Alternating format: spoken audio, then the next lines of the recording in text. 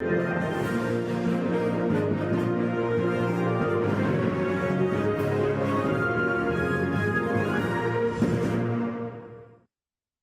and thank you for joining us on Newsweek, where we highlight some of the biggest stories that made the headlines in the week.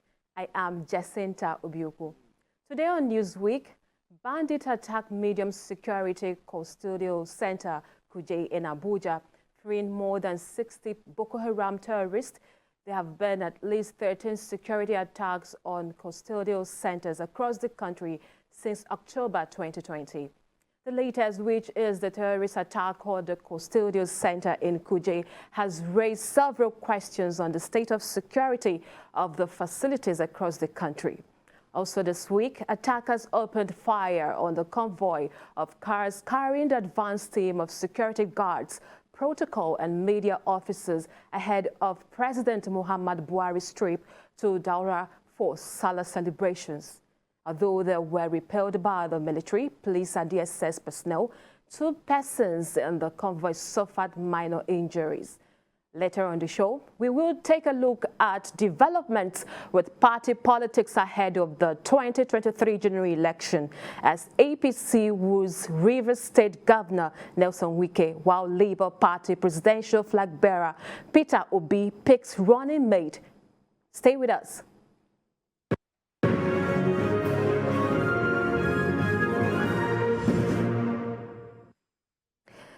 Earlier in the week, President Buhari visited the Medium Security Custodial Center in Kuje, where they inspected the holding facility attacked on Tuesday night by gunmen. Sifianesian reports. The custodial center in Kuje is swarming with security operatives in the aftermath of the Tuesday night attack by gunmen. Fleeing inmates are being recaptured. Operatives of these correctional facilities are apprehending those who fled. We've seen several trucks with inmates, being conveyed back into the facility that has been damaged. As at Wednesday, the Correctional Service said 443 escapees were recaptured. In a statement, the spokesman for the service said 4 inmates lost their lives during the attack, while 16 others sustained injuries. Most likely they are Boko Haram. Moments after a visit to the damaged facility by the Minister of Defense, the Inspector General of Police, and the Commandant General of the Nigeria Security and Civil Defense Corps, presidential security operatives took over the center, an indication the president would visit. And true to expectation, President Buhari arrived at the Medium Security Custodial Center in company of senior government officials. He was given a tour of the facility, further revealing the level of damage done by the attackers. The president left without a word to journalists. The attack is the worst yet on the custodial center established in 1989 to hold 800 inmates. Sifon Asian, TVC News, Abuja. Joining me now for more discussion on this is a security consultant and retired assistant director with Department of State Services, ESS, Dennis Amakri. Thank you for joining me. Good evening. Good evening. Right. So what are the implications of this latest jailbreak?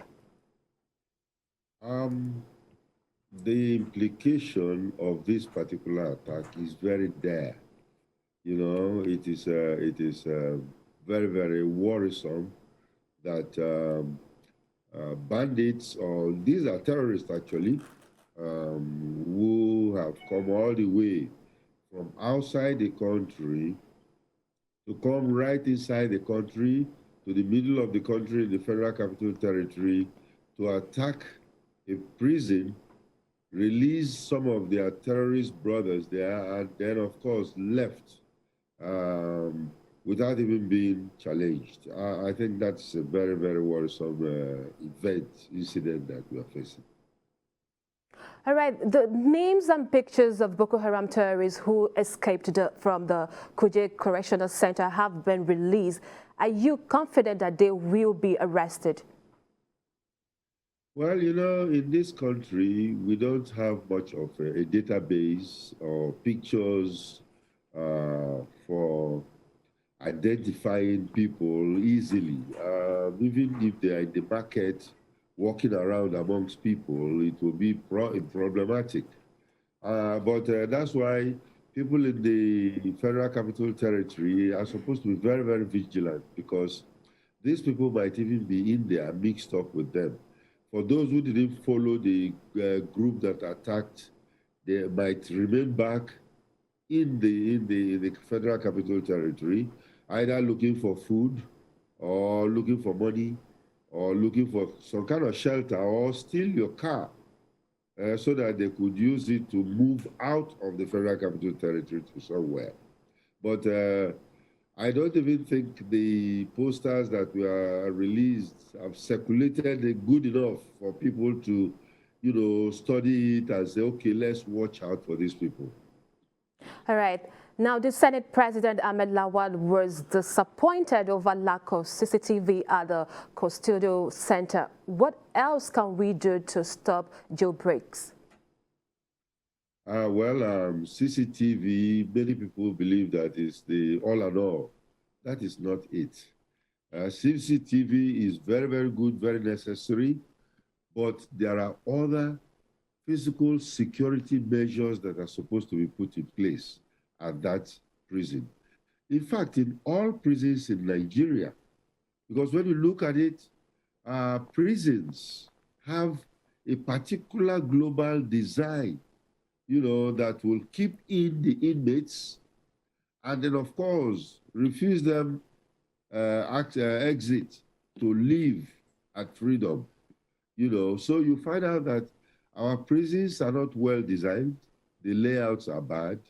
They are supposed to be located in very, very isolated area.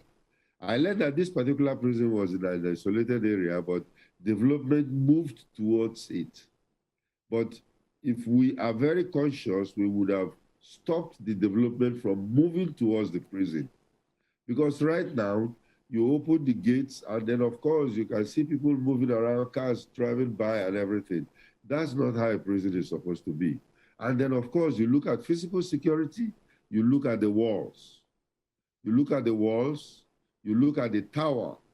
I think I've always been seeing only one tower. The prison is supposed to have 4 towers, but I'm seeing only one, and that one is supposed to be manned. Somebody's supposed to be there 24/7 with a bright searchlight guarding the prison. But you can imagine our own situation where maybe NEPA took light and then there is no light. And then, of course, this bandit came in the night. And then, of course, what they did was history. So these are the things that are supposed to be done to the correctional facilities. We cannot just dump people in there. And from what I heard, these buildings are very old. They are more than, some of them were built before independence, so they are very, very old, and the maintenance must be very, very bad. Okay, thank you for your contributions so far, but we will take a short break now. Newsweek continues in a moment. Stay with us.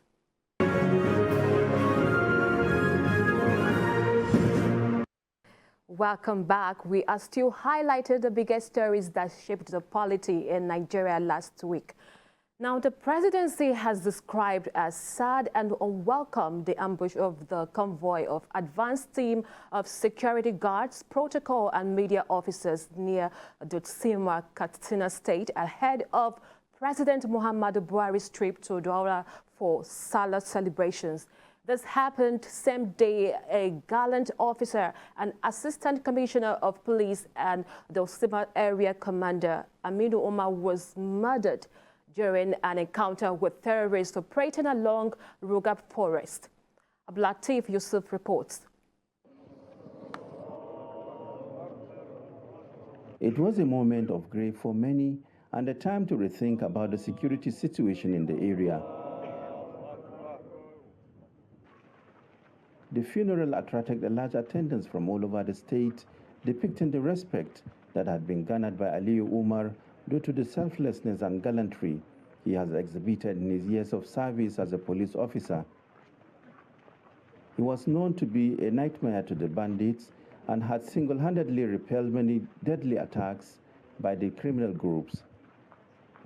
Unfortunately, they were ambushed by recalcitrant terrorists.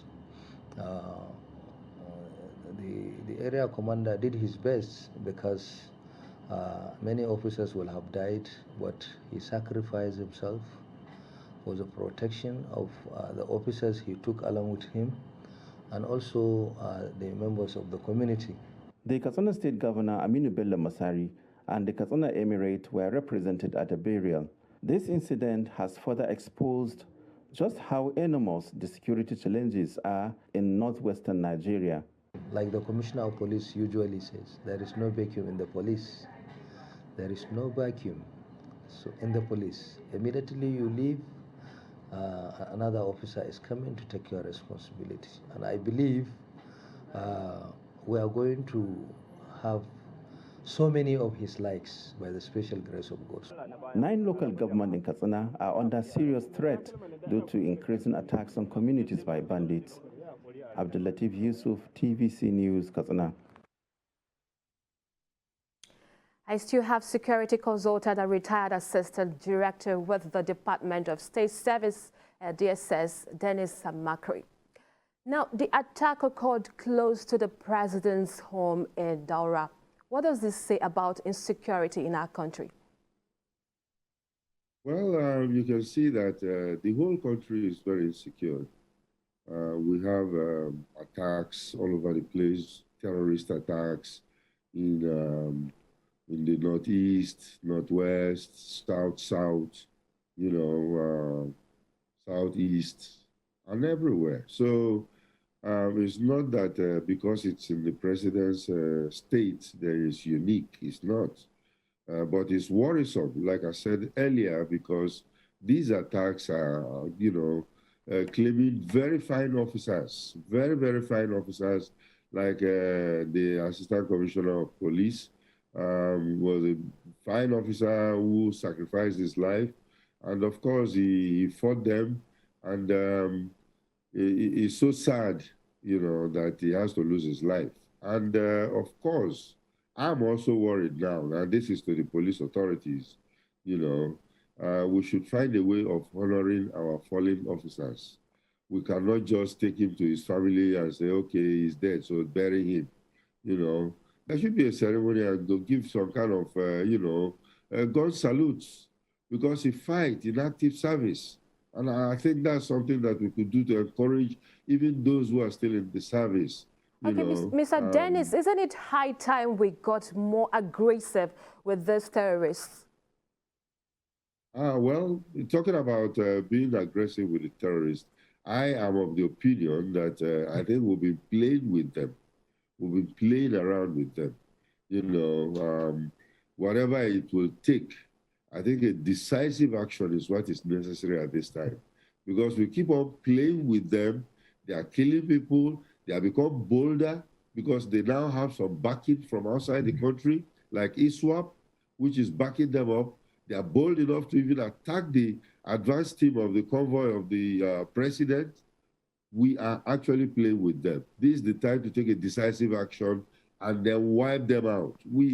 These are ragtag boys, and I don't think they stand a chance in front of the Nigerian army, which is known to be very professional. Okay, one more question before I let you go. Do you agree that Nigeria needs help from its allies to defeat terror?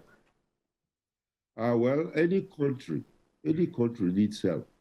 Any country, because you see, even the United States, when they were fighting in Afghanistan, they were depending on some of their allies to come and help, and the allies were there. Besides the allies, they even went and hired mercenaries who are going to help in certain areas. So every country needs help. And if we need our help to take care of our situation, especially with the coming elections, I think we better go ahead and do it at this time. All right, sir. Thank you very much for your contribution. We truly appreciate. Thank you very much for having me. Right. Now let's move on to our last discussion for tonight. The race to the 2023 general election heats up with twists and turns as three governors on the platform of the All Progressive Congress APC held a closed-door meeting with Rivers State Governor Nelson Wike and Port Harcourt. This week, there were also other developments within key opposition's political parties ahead of next year's polls. Details in this report. On Monday, the Board of Trustees of the People's Democratic Party set up a reconciliatory committee to meet with Rivers State Governor Nyesom Wike over the fallout of the party's presidential primary and crisis trailing Delta State Governor Ifeanyi Okowa's emergence as running mate. The committee is headed by the party's presidential candidate Atiku Abubakar and 13 PDP governors as members. According to the BOT chairman, the reconciliatory committee will also comprise the party's vice presidential candidate, Governor Okowa, as well as Senator Ayu and members of the PDP National Working Committee. Others include former PDP governors and ministers, as well as party elders from various zones and states in the country.